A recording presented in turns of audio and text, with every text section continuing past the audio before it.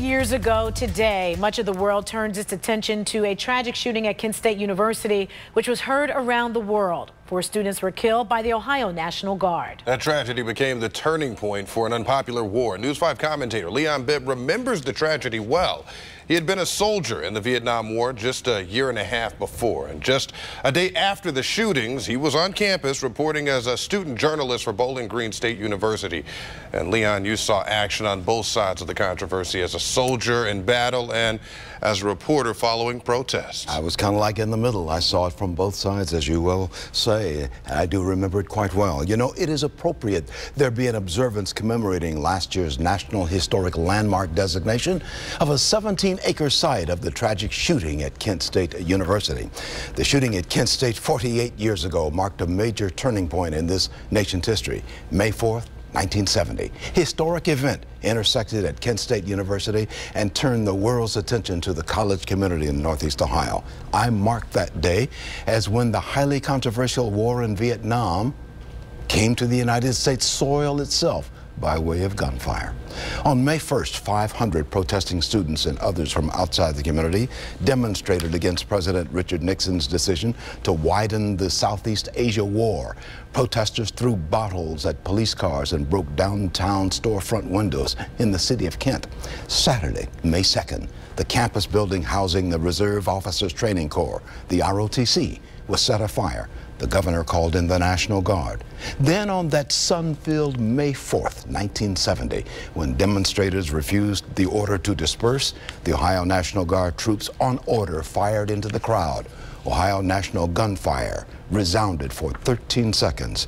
Killed were 4 students. 2 of the students were walking from one class to another. 9 other students were wounded. Depending on to whom you talk, what prompted the order to fire is heavily debated. Across the state at Bowling Green State University, I was a young journalism student studying broadcasting. I was also a Vietnam veteran, having been drafted into the U.S. Army. I knew gunfire in Vietnam. Now in college, I would report on gunfire on an Ohio campus where there were protests of the U.S. involvement in Vietnam. From Kent, I filed radio reports for my Bowling Green campus station until the Ohio Highway Patrol escorted me off the Kent campus, which it had closed. Tragedy at Kent fueled protests on 450 other U.S. college campuses. At Jackson State University in Mississippi, 2 students were killed in an anti-war demonstration, but the Jackson State shooting did not arouse the same national attention as did Kent State.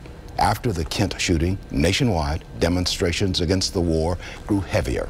Kent marked a moment where Americans had turned against each other at the end of a gun barrel. Several years ago, Kent State University officials made memorial sites where the 4 students were killed by Ohio National Guard gunfire. Although I did not go to Kent as a student, I have gone there often. 8 years ago, I was there again on the 40th anniversary. Young National Guardsmen on one hand, young protesting students on the other. And underneath it all, the ever-widening war in Southeast Asia.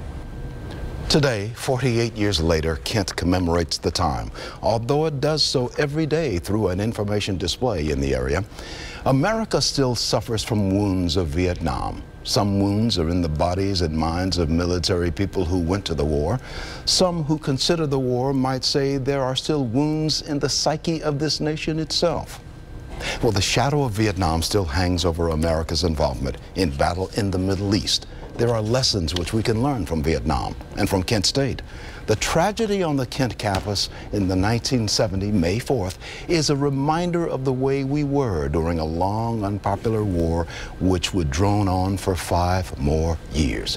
I commend Kent State University for remembering a sad chapter in American history and through its education as it works so that the nation does not repeat such tragedy.